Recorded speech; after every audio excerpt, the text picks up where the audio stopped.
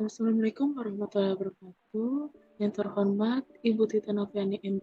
selaku dosen mata kuliah Nutrigenetika dan Nutrigenomika dan teman-teman sekalian, yang dimana saya Melina akan mempresentasikan tugas ujian akhir semester saya dengan jurnal internasional yang berjudul Anti-Diabetes Activities of Egypt, Calorie Epigenin. Diabetes adalah gangguan metabolisme akibat kekurangan sekret insulin, yang dimana hiperglikemia yang dihasilkan dari diabetes dapat membahayakan beberapa organ tubuh, yang dimana dapat menyebabkan kebutaan, penyakit ginjal, kelemahan saraf, mutilasi jari atau kaki, dan penyakit jantung. Selain itu, stres oksidatif menyebabkan komplikasi makro dan mikrovaskular yang menyebabkan efek toksik serius pada organ. Sedangkan pada seledri terdapat sebuah zat yang bernama phytonutrien, yang dimana zat ini berperan sebagai antioksidan yang bisa membantu tubuh kita menurunkan stres oksidatif. Pada jurnal ini terdapat beberapa metode. Yang pertama yaitu terdapat metode persiapan epigenin dari seledri. Seledri direndam dengan etanol 70% pada suhu 60 derajat Celcius dalam 3 hari. Lalu ditambahkan asam sulfat yang dipanaskan kurang lebih 20 menit. Kemudian campuran ini disaring, yang dimana pada tahap persaringan akan terdapat endapan kuning yang lalu dicuci sampai netralisasi, kemudian di oven pada suhu 30 derajat Celcius. Selanjutnya yaitu identifikasi epigenin, yang dimana epigenin serbuk dianalisis sebagai pelet, lalu diukur dengan spektrofotometer sinar ganda UV visible pada rentan 200 nanometer sampai 800 nanometer. Selanjutnya yaitu ada aktivitas antioksidan, yang dimana terdapat 100 mikroliter larutan ekstrak epigenin dicampur dengan 3,0 ml reagen fosfor molybdenum dalam tabung reaksi kaca. Kemudian dilakukan inkubasi selama 90 menit dalam air mendidih. Lalu tabung reaksi kaca didinginkan dan larutan diukur absorbasinya pada 695 nanometer. Selanjutnya yang keempat yaitu ada metode eksperimental, yang dimana 80 ekor tikus putih betina dengan umur rata-rata 3 sampai 4 bulan dengan rata-rata berat badan 200 sampai 240 gram, yang dimana pada tikus diinjeksi 1 dosis petrozoktozid buffer citrat intraperitoneal agar tikus mengalami diabetes. Pada metode selanjutnya yaitu tikus percobaan, yang dimana tikus dibagi menjadi 4 kelompok, masing-masing berisi 20 ekor tikus. Yang dimana pada kelompok A terdapat tikus sehat normal, lalu pada kelompok B tikus normal yang menerima 1,5 magnesium per kilogram diekstrak epigenin tipe setiap hari. Lalu pada kelompok C, streptozotocin induced diabetes pada tikus yang disuntik dengan STZ dosis IP tunggal sebesar 40 magnesium per kilogram. Dan pada kelompok D, kelompok diabetes yang disuntik dengan diabetes yang diinduksi STZ, dan setelah 35 hari tikus diobati dengan 1,5 magnesium per kilogram. Selanjutnya yaitu terdapat parameter biokimia, yang dimana kadar glikosa dalam serum dan aktivitas alfa amilase ditentukan.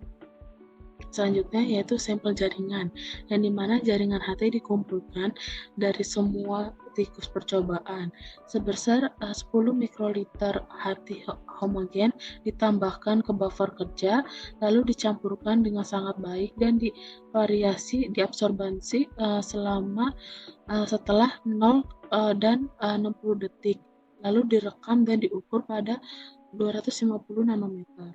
Selanjutnya yaitu penentuan kandungan glikogen hati, yang dimana 1 gram jaringan hati dihomogenisasi dalam alkali kuat, yang dimana homogenat direbus selama sekitar 30 menit, lalu ditambahkan etanol ke dalam larutan untuk mendapatkan glikogen, dan absorbansi diukur pada 495 492 nanometer. Selanjutnya yaitu ada pemeriksaan histologis, di mana jaringan pankreas difiksasi dalam larutan formalin sebesar 10% untuk pewarnaan hematoksilin dan eosin yang lainnya diproses untuk imunostain. Lalu yang terakhir yaitu ada analisis statistik, di mana data yang diperoleh diuji secara statistik dengan analisis varians satu arah, kemudian dilakukan uji berganda Duncan dengan nilai P sebesar minus 0,05 diteorikan signifikan. Selanjutnya terdapat hasil yang dimana pada gambar 1, 2, dan 3 epigenin menunjukkan puncak serapan utama dalam kisaran 300 hingga 350 nanometer.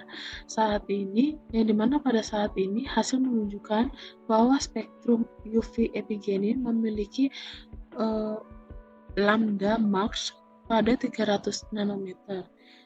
Cincin B-band yang sangat aromatik.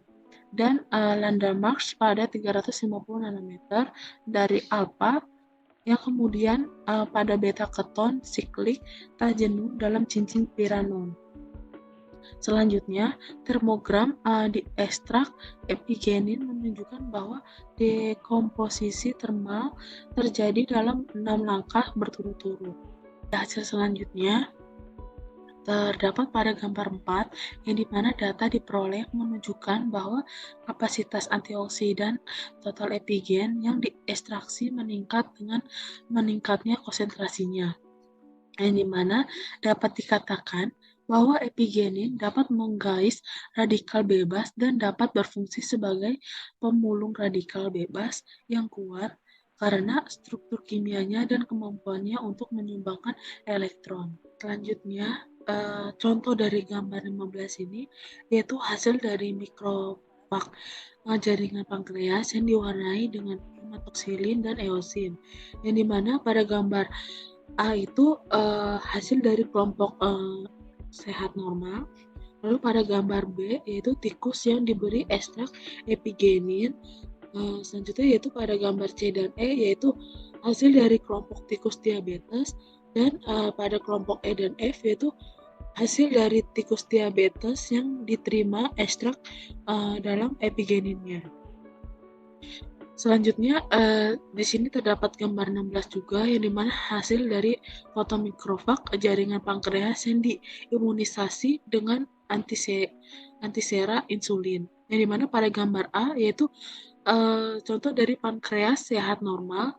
Lalu pada gambar B yaitu terdapat diabetes pankreas, dan pada gambar C, D, dan E yaitu pankreas diabetes yang menerima epigeninnya. Pada kesimpulan dari jurnal yang saya baca ini, yaitu epigenin yang merupakan bahan bioaktif alami dalam biji seledri memiliki efek yang lebih baik dalam perbaikan parameter biokimia, histokimia, dan histokimia imun pada diabetes yang diinduksi STZ pada tikus betina, sehingga epigenin dianggap sebagai agen anti-hiperglikemik. Sekian presentasi dari saya. Mohon maaf bila ada kesalahan kata. Wassalamualaikum warahmatullahi wabarakatuh.